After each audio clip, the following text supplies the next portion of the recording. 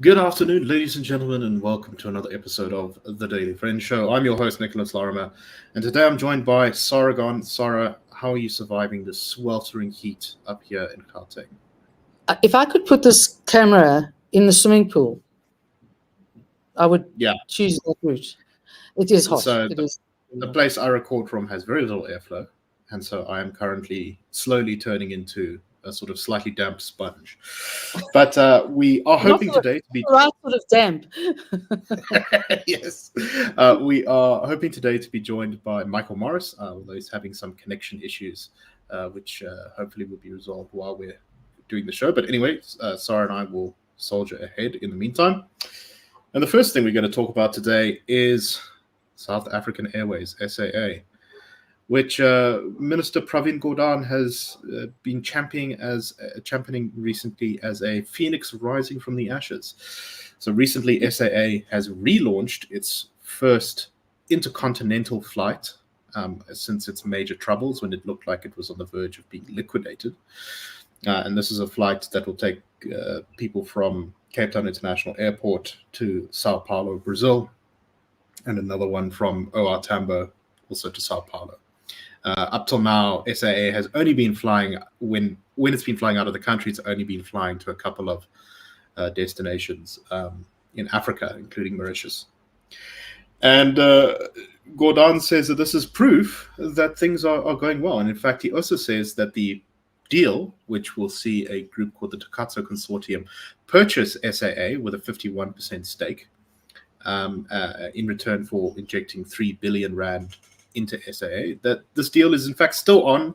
It's just being postponed a little bit by some minor issues. One of those issues was that the Competition Commission took 10 months to approve the deal, but they also slapped on some restrictions on the deal, saying that there must be no retrenchments, and that the Takatso Consortium's minority partners, Global Aviation and Cyrenix, exit the deal because they are low-cost airline. They own low-cost airlines, which they said would be unfair if they were part of SAA.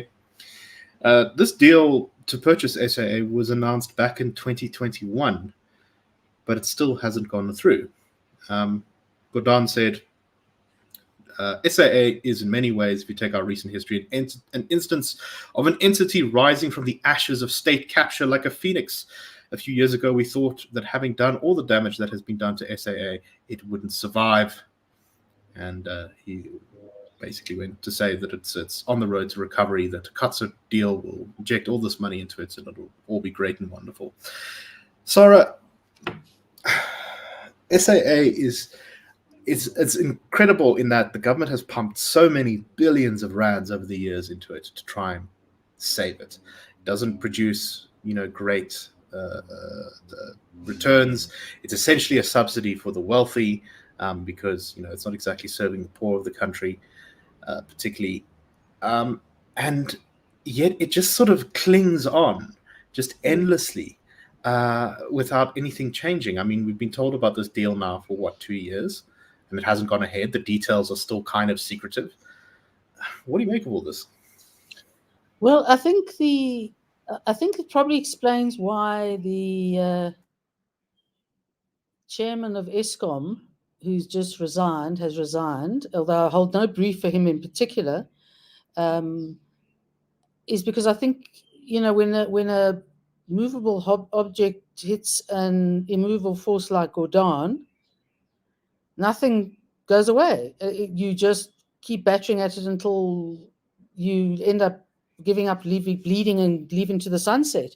And I think this is probably the same thing. I mean, my first question is obviously, where did the money come to pay off the debt, unless the government loaned it in exchange for the Takatso deal that will still happen, and they'll pay them back from that. I honestly don't know, how SAA manages to be debt free. I'm not sure. I care because I'm not sure anyone will say anything honest about it at this point. But I was just about to make exactly that point, is even if you run an airline well, your margins are very narrow. So if you run it badly, your margins widen in the opposite direction. So I don't know. I just, I think Gordon is 90% of the answer. The Competition Commission is probably 10% of the rest of the answer. Look, I mean, the Sao Paulo leg should be a reasonably good one in the normal course, because it's Sao Paulo has always been the hub from which all flights to the rest of South America take off, including for South Africans. But I have to say, I really, really don't know, and I still wouldn't fly it if you paid me to. I mean, you couldn't pay me to fly it, both from a sort of personal safety point of view, because I don't have any faith in the ANC administration, and because, from a philosophical point of view, I wouldn't do it anymore. And I mean, I remember the day, 15, 20 years ago, I can't exactly remember, when getting onto an SAA plane still had a little bit of a, that was my carrier, not a chance. So, No. and I think, I think Gordon is so, I think, Gordon will not survive the next election. I'm prepared to put my head on the block on that one. Yeah, I think he was kind of kept in government because he had, his star had risen in his resistance to Zuma on various policies. And he got this undeserved reputation of being this like squeaky clean, efficient, great manager or sort of moral hero or something like that, when he really wasn't. I mean, when he was finance minister, he was kind of ended our budget surplus, and his management of our various state-owned enterprises have really not been too great. In fact, the ANC has already said they're getting rid of that portfolio, they think, in the next election, and they're going to replace it with this new, as we've covered on the show, SOE of SOEs, which just copy of the mafia rejects. Yeah, maybe. Look, I mean, can it be worse than the Department of State-Owned Enterprises? Who knows? Anyway, Mr. Morris, good to see you with us. Indeed. I'm sorry to have struggled to join you, but glad to be with you both. Glad to have you with us. Okay, let's. Indeed. Nothing stops the daily friend. Let's go on to our next story now, and this is about the South African Revenue Service, SARS, which got a lot of people very upset and very worried and very anxious because they've recently sent out a whole bunch of SMSs. They say, "Dear taxpayer, dear tax representative, you failed to submit your income tax returns with your reference number. Failure to submit the returns is a criminal offence in terms of this section of the TAA. To avoid more administrative penalties being levied against you, kindly submit all outstanding returns within 10 days of this SMS. Should you fail to submit returns, we will initiate the criminal process and send you a notice of intention to summons," all in capital letters. "Please ignore if you have since complied. SARS." Not exactly the most friendly, wonderful SMS you can get from the tax services, and SARS has now apologized for this message. They said that it fell short of their high professional standards. SARS therefore sincerely apologizes for the manner in which this matter was handled, the frustration it may have caused honest taxpayers, and any inconvenience caused. The intended message was meant as a genuine and helpful reminder to taxpayers to file tax returns due and fulfill their legal filing obligations. Most taxpayers are honest and ordinarily appreciate such reminders. Honest taxpayers should not feel threatened by SARS, but unfortunately the way the message was crafted had this effect. The message regrettably refers to possible prosecution of taxpayers for their failure to file returns as they are legally obliged to do. While SARS is empowered by law to remind all taxpayers who are still registered with SARS of their legal obligation to file their relevant returns by the due date, SARS does not commence legal action before engaging with taxpayers. SARS for a long time was kind of regarded as one of the most efficient departments of government, Sara, and as kind of this shining light, and that sheen has really gone off it. There's been all these cases of, it was also implicated in the capture of the Zuma years and that kind of stuff. But this is, when people are already feeling such heavy tax burdens, when people are already feeling, the cost of living being so difficult, This is not exactly something you want to see from your government. It feels very mafia-esque. I don't know. What do you make of this? Yeah, it's probably still the best working government department or entity we have. I think the problem is that because the amount of tax they're bringing in is dropping, their PR is going a bit out the window.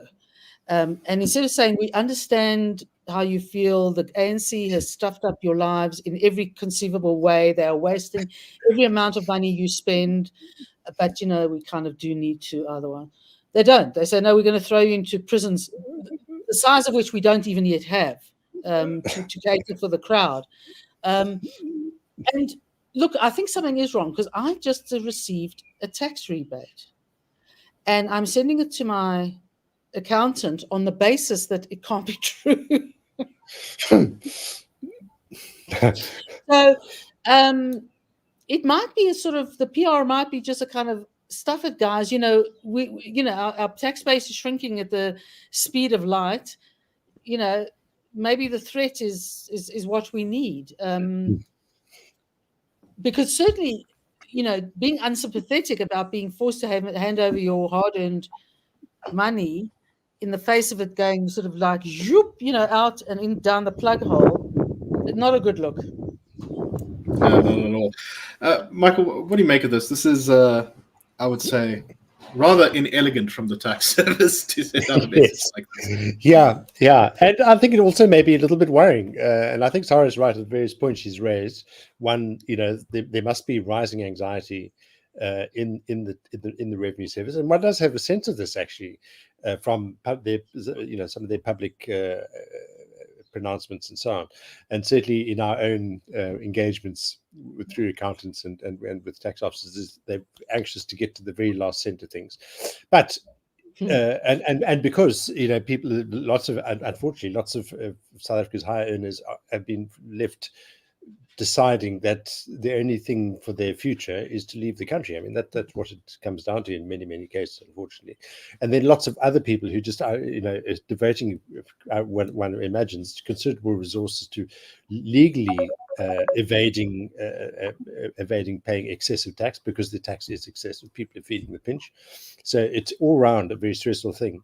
But one has to ask, how easy is it to send an email like that out into the world? I mean, surely it can't be that easy. And the question is, where were the adults? It's quite an extraordinary thing. To their credit, they've come out and said, "Look, we made a terrible stuff up here, and we do, and they're laying claim to higher standards. We want them to keep doing that."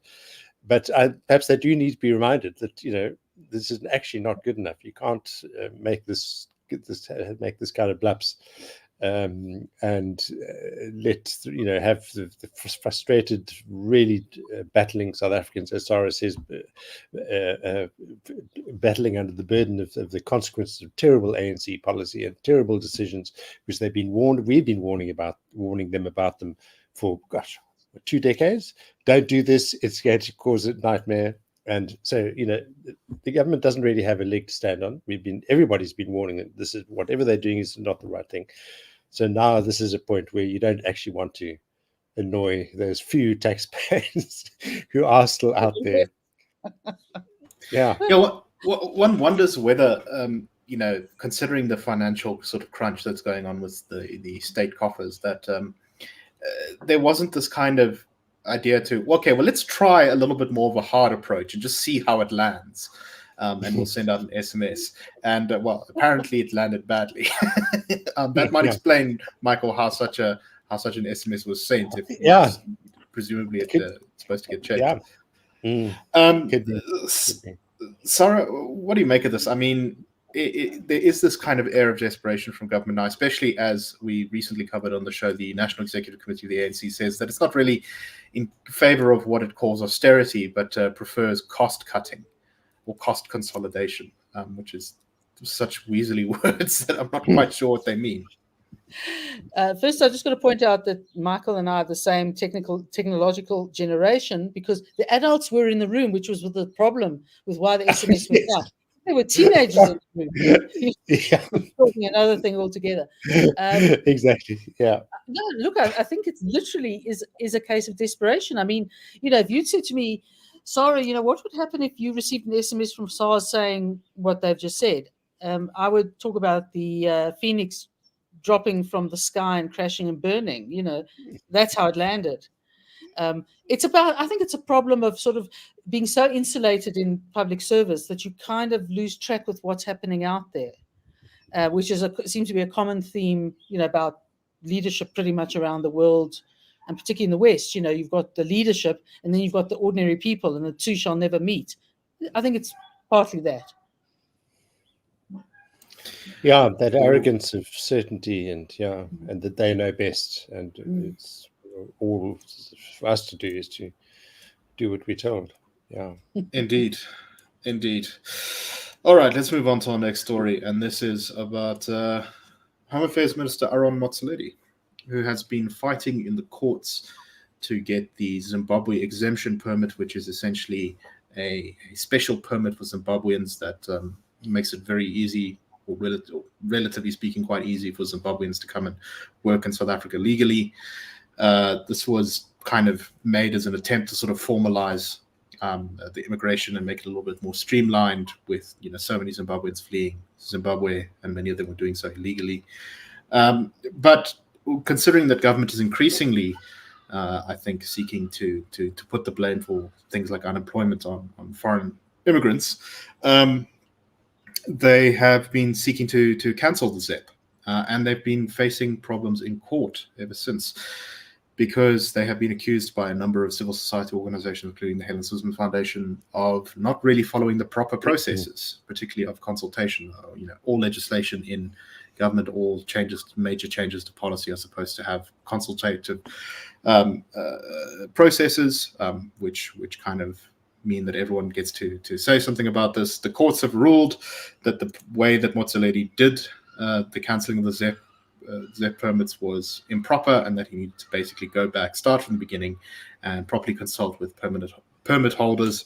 However, Motsoaledi has been and his legal department have been fighting back against this. They've been appealing every single decision, and this is kind of starting to annoy the judges in the Gauteng High Court, who accused him of engineering a storm in a teacup and wasting taxpayers' money for the way that he is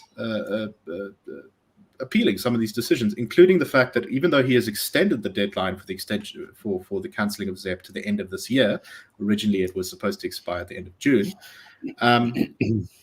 he is still appealing the decision to say that cancelling it at the end of June was improper. And the judge said, I'm not begrudging the minister's right to take it on appeal, but I'm just saying in terms of costs, he's using taxpayers' money. It's mind-boggling. Why appeal something he is already doing? The minister and his legal department have complained that the problem here is that the courts are not respecting the separation of powers. Now, no one, as far as I know, in the legal cases has actually argued that the minister doesn't have the power to cancel the ZEP permits. They've just argued that the process to do so wasn't done correctly. Michael, what do you make of all this? It seems like this is going to drag on into next year at least. Not a great sign, I think, for the Home Affairs Ministry's legal competence on some of this stuff. Yeah, I think not a good sign at all. And isn't it so true in recent years that we've seemed to spend so much attention on things that are really unnecessary, that we don't, with a complete distraction from the really important things we need to be focusing on. We know that the whole arena of immigration is problematic for all sorts of reasons. Poor controls, poor policy, or absence of policy. We don't really know who we want, who we don't, how to manage who we allow in and who we don't. And those are really the key things that Home Affairs ought to be looking at. Not making life difficult for people who are in fact here contributing to the economy. It has to. We accept that there ought to be controls, and immigration has a role, in how any state manages its affairs. But this clearly is not the way to go about it, and attracting attention for all the wrong reasons. Yeah, cancelling ZEP to me always seemed as much more of a kind of symbolic move, because firstly, the borders are not properly controlled, as you said, Michael. And also, we get very large numbers. Okay, yes, Zimbabwe is, I think, probably, I can't remember exactly the numbers, but I think Zimbabwe is the largest contributor of immigrants to South Africa. But there are still huge numbers of immigrants from Mozambique, from other countries in Africa, from Swaziland, from Lesotho. And all this, I think, will in effect do, if you cancel it, is not really actually reduce the number of immigrants coming to the country. It'll just make more of them illegal, which will open them up to abuse by police authorities and border officials to extract bribes from them. Sara, what do you make of all this? It's really kind of a bit of a mess. I think one of the problems is the fact that the problem seems larger than it is, and by that I just mean that the proportion of Zimbabwean immigrants in South Africa it's not a double-digit percentage of the population of South Africa. So it's just that I think it's the irony that the impact that they have on our lives, whether we are employing them or they're running spaza shops or whatever it is in townships, is that they are so relatively visible as knuckling down to it and just doing what they came here to do, which was to earn money to send home or to spend on their families. So the sort of xenophobic upswelling is relatively easy in that circumstance.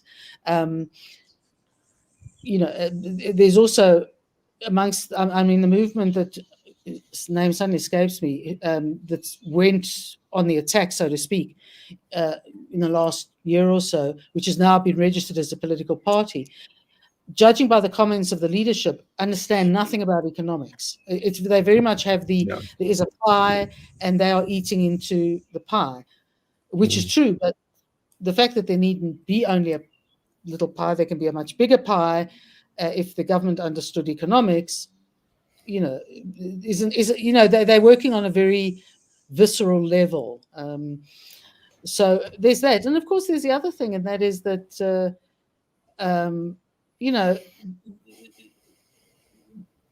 Motsoaledi does not come across well. I think we did an article recently, or a little news item, on the fact that the banks are opening up so many more outlets for Home Affairs functions.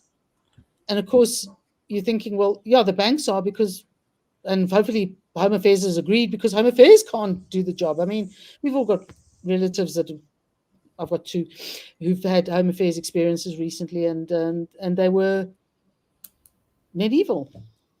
They were. It was one of those things where you said, "Jesus, give me a month in that particular office, and I'll have signs." We all go through that. But I think that's the problem. Is the lady hasn't brought that to Home Affairs. Exactly. This is. This is exactly what happens when South Africans we've just become used to low growth, to no increase in employment, relatively little increase in employment. And so many South Africans now, as you say, they just have this kind of idea that there's a fixed amount of resources and we have to fight for our corner. And this is one of those social problems that would be hugely alleviated by economic growth and by job creation. And there are so many others, of course, in the country that would be solved by this, but this is particularly one where if there were just a lot more jobs to go around, the friction caused by major immigration, I think, would massively reduce across the country. Also, if they secured the borders better, it would give people a sense that there's, some sort of government handle on this process, which currently there really isn't. I'm sure I've told this story before, but back in 2009 or something, I was helping my father do something, and we were trying to show the media, I think it was an SABC reporter, how easy it was to cross the border. And so we actually crossed the border into Zimbabwe. under the fence, which was very easy. There was no one who stopped us, and then so I've technically illegally walked into Zimbabwe before. Although I don't know. Anyway, I don't think we actually crossed the border necessarily, but we were right on the edge. They were the other side of the fence. So it's a joke currently, and not just in terms of immigration, but also in terms of smuggling.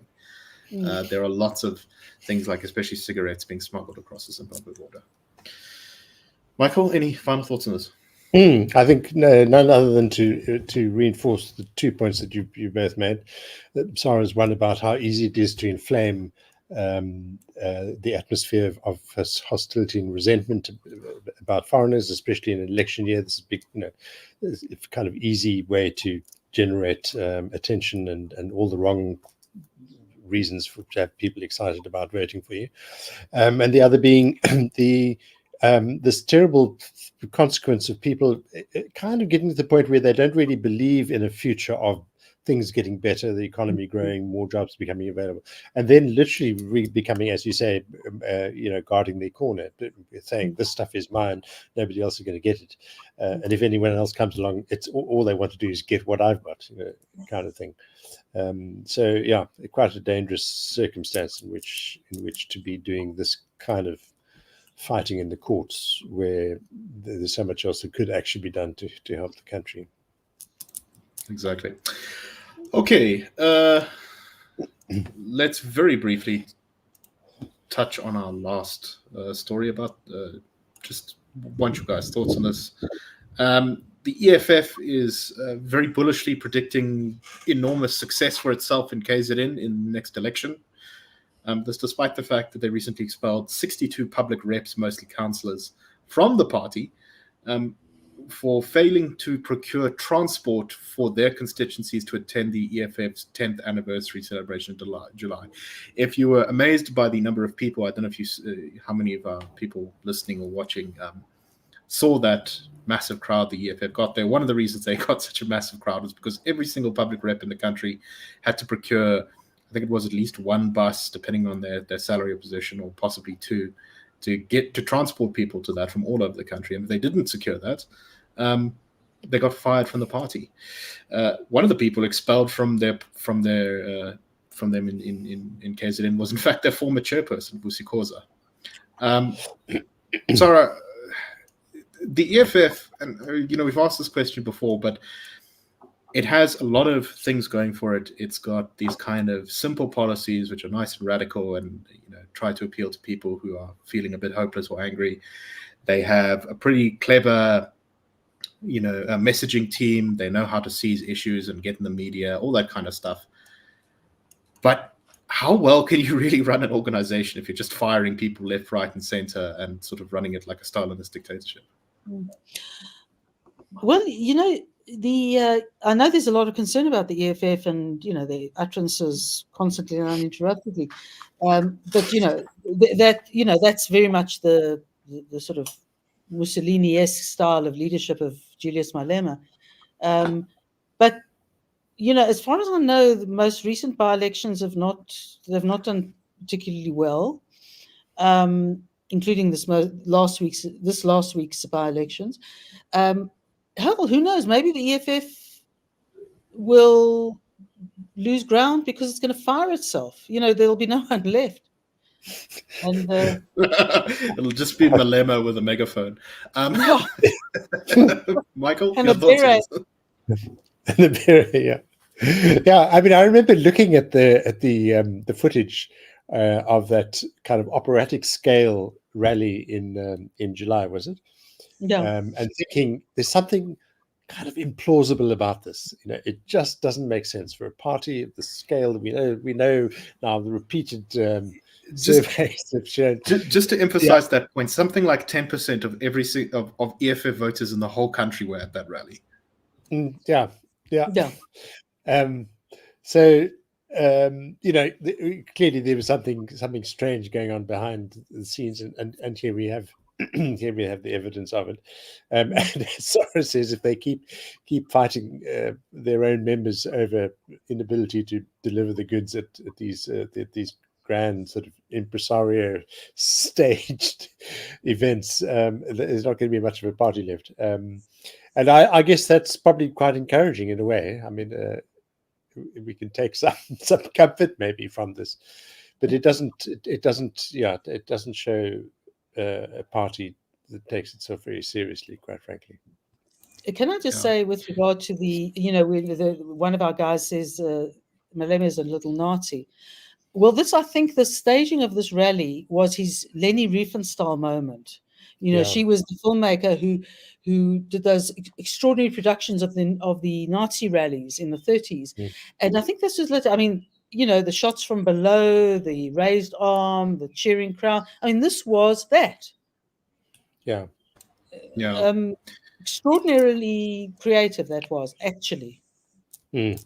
Yeah. It was quite worrying in a way, actually, too. Despite what we know about the significance of the EFF electorally, nevertheless, I think you're right. There was a certain kind of chilling element to it. Yes, that a party the that has EFF that definitely degree of self-belief, So, exactly. They understand the politics of sort of power and strength and spectacle. Which are not to be underestimated in their effectiveness. No. But all right, let's end with some bad news, which is that apparently the Redro fish spread and Pex anchovy paste are back on South African shelves. I hate these things. I really despise them. One of my friends back in school would always get some of this fish paste in his lunch, and then when you had to sit next to him, it was the worst smelling thing on earth. And so this is a dark day for South Africa. And I apologize to anyone who likes fish paste, but goodness, this I is do.